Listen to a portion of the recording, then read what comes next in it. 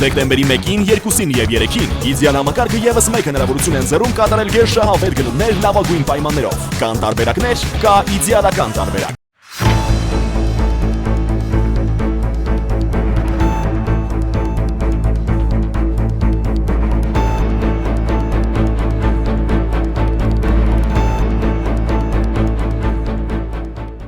Ողջույն, առաջին լրատվականի եթերում տարածաշրջան եւ Անդին հայացք Երևանից հաղորդաշարի հերթական թողարկումն է, ես Ժիրայր Ոսկանյանն եմ, անդրադառնալու ենք մեր տարածաշրջանում եւ դրանից դուրս տեղի ունեցող կարևորագույն իրադարձություններին։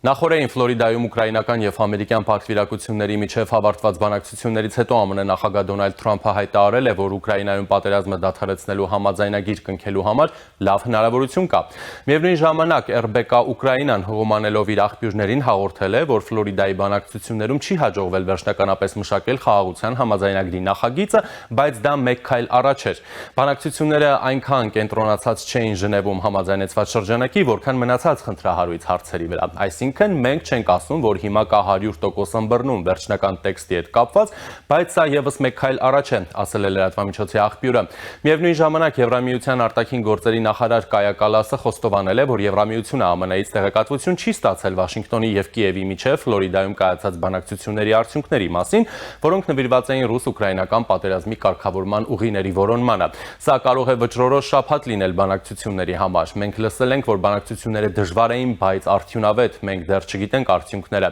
Ես այսօր կխոսեմ Ուկրաինայի պաշտպանության եւ արտաքին գործերի նախարարների հետ, ասել է Կալասը Եվրամիության պաշտպանության նախարարների հանդիպմանը ժամանելուն պես։ Նրա խոսքով հանդիպման հիմնական հարցը կլինի Կիևի համար նոր ռազմական աջակցության միջոցառումների քննարկումը։ Դիվանագետը նաեւ ընդգծել է, որ եվրոպացի ներկայացուցիչների մասնակցությունը կարող է զգալիորեն ամրապնդել ուկրաինական կողմի դիրքերը։ Եթե նրանք լինեին եվրոպացիների հետ, նրանք անկասկած շատ ավելի ուժեղ կլինեին, բայց ես կարծում եմ, որ ուկրաինացիները ի վիճակի են պաշտպանել իրենց, ասել է նա։ Կալասը կրկնել է, որ Եվրամիությունը չի միջամտում պետությունների ներքին գործերին եւ որոշումներ չի կայացնում նրանց զինված ուժերի կազմի վերաբերյալ։ Սակայն եթե սահմանափակումներ են կիրառվում ուկրաինական բանակի նկատմամբ, որը չի զբաղեցնում որևէ տարածք, ապա ճնշում պետք է գործադրվի նաեւ ռուսական բանակի վրա, քանի որ ռուսական բանակը սպառնալիք է ոչ միայն եվրոպական երկրների համար, այն վտանգ է ներկայացնում բոլոր հարևան պետությունների համար։ Ուկրաինայի նախագահ Վոլոդիմիր Զելենսկին եւ նրա կինը Ելենա Զելենսկայան ժամանել են Փարիզ, այցի ընթացքում Զելենսկին անձնական հանդիպում կունենա Ֆրանսիայի նախագահ Էմանուել Մակրոնի հետ, ինչպես նաեւ կայացելի Dassault Aviation ավիատիեզերական ընկերության օբյեկտներ, որտեղ արտադրվում են հայտնի Ռաֆայել ռազմական կործանիչները։ Նշեմ, որ ավելի վաղ Ուկրաինայի նախագահի այսօր նախատեսված այցի մասին շաբաթ օրը հայտնել էր Մակրոնը։ Նրա խոսքով Զելենսկու հետ հանդիպման ժամանակ նրանք քննարկելու են արդար եւ կայուն խաղաղության պայմանները։ Համաշխարհային նորություններից անցում կատարենք դեպի տարածաշրջանային լուրեր։ Ադրբեջանի նախագահի օգնական եւ նախագահի աշխատակազմի արտաքին քաղաքականության բաժնի ղեկավար Հիկմետ Հաջիևը EU Today-ին տված հարցազրույցում խոսել է Ադրբեջանի արտաքին քաղաքականության առաջնահերթությունների եւ հարևան երկրների հետ հարաբերությունների մասին։ Նա նշել է, որ Բաքվի եւ Երևանի միջև խաղաղությունը պետք է լինի ոչ միայն պատերազմի բացակայություն, այլև բարգավաճում եւ զարգացում բերի ամրապնդի հարևանների միջև փոխկապակցվածությունը։ Հաջիևի խոսքով Հայաստանը կշահի այսպես կոչված Զանգեզուրի միջանցքի գործարկումից, ստանալով հնարավորություն փակուղային մուտքի կետից անցում կատարել դեպի տարանցիկ երկրի կարգավիճակ, քանի որ արևելքի եւ արևմուտքի, ինչպես նաեւ հյուսիսի եւ հարավի միջև կապերը ընդլայնվում են։ Ադրբեջանի նախագահի օգնականը նաեւ նշել է, որ Բաքուն կցանկանար տեսնել Եվրամիությանը այս նոր տրանսպորտային կառուցվածքի մաս, այդ թվում Եվրամիության գլոբալ դարպասների նախաձեռնության շրջանակներում։ Հաջիևը նաեւ մեկնաբանել է ադրբեջանական քաղաքացիական ինքնաթիռի կործանումից հետո Ռուսաստանի հետ հարաբերությունները։ Նա ընդունել է, որ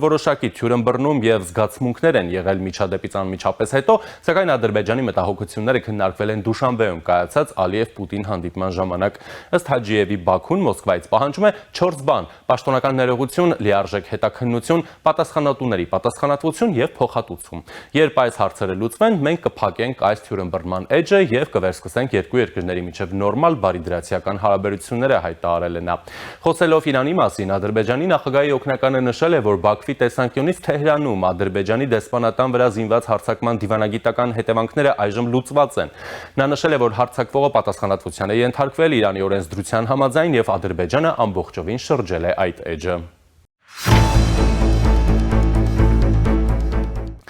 Թուրքիայի արտգործնախարար Հական Ֆիդանը նախորդին պաշտոնական այց է կատարել Իրան, որտեղ Իրանի արտգործնախարար Աբբաս Արաղչիի հետ հանդիպումից հետո կայացած մամուլի ասուլիսի ժամանակ անդրադարձել է երկու պետությունների հարաբերություններին եւ ընդգծել այն ուղղությունները, որտեղ հավելյալ աշխատանքի կարիք կա։ Մենք որպես երկու երկիր մի փոքր հետ ենք մնացել փոխկապակցվածության, տրանսպորտի եւ լոգիստիկ ոլորտում անհրաժեշտ գործողությունների ձեռնարկումից։ Այս հարցում քայլեր կան, որոնք անհրաժեշտ է իրականացնել, ասել է Ֆիդանը։ Բացի այդ նա հայտարարել է, որ պետք է քայլեր ձեռնարկվեն սահմանային անցակետերը ավելի արդյունավետ դարձնելու համար, քանի որ նրա խոսքով Իրանը եւ Թուրքիան ունեն մեծ բնակչություն եւ տնտեսություն, այդպիսով նաեւ միմյանց շատ մոտ հասարակություններ։ Այս համատեքստում Ֆիդանը մանրամասներ է ներկայացրել իրանցի գործընկերոջը Աբբաս Արաղչիի հետ ունեցած զրույցից, որտեղ վերջինս ասել է, որ մոտ ապագայում Վանում պետք է Իրանի գլխավոր հյուպատոսություն բացվի։ Մենք անհամբեր սպասում ենք Վանում գլխավոր հյուպատոսության բացմանը, Աստված վկա, իմ գործընկերոջը խոսք եմ տվել, եթե ինքն էլ գա, ես էլ կգնամ ու միասին կբացենք այն, եզրափակել է Թուրքիայի արտգործնախարարը։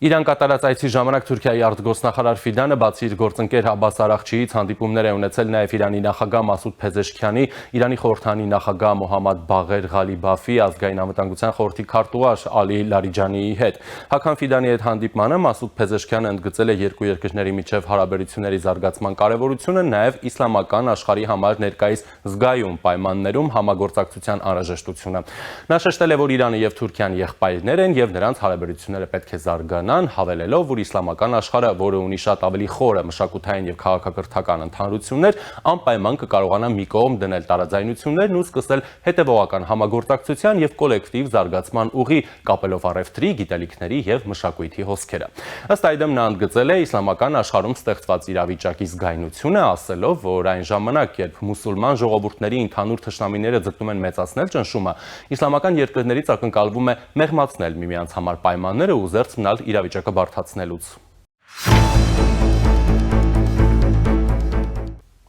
Այսօրվա համար այսքանն ենք նախատեսել, մնացեք առաջինի հետ։